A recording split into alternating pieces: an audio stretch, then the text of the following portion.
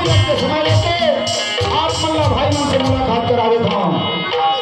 ये हमारा संस्था है छत्तीसगढ़ छेला नाच पार्टी गरीब किसान ग्राम कोकोबानो। ये कोकोबानो परिवार में से हमारे अध्यक्ष है वो है हमारे रेंजर मास्टर ग्राम बानो से भाई राम कुमार जायसवाल जी। उपाध्यक्ष है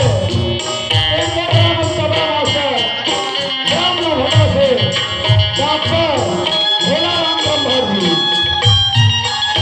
हमारे काउंसिल के सचिव है हमारे खेती मास्टर ग्राम भीमिया से संतोष कुमार यादव।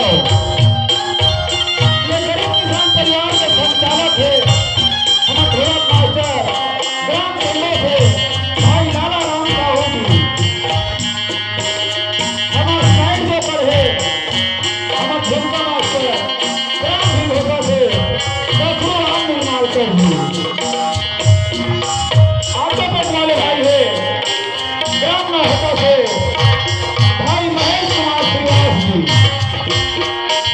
और भाव फंक्शन कलाकार मेरा डांसर कहे जाते बड़े डांसर है दारू पास परंपरा से संजय कुमार गंधर्व जी।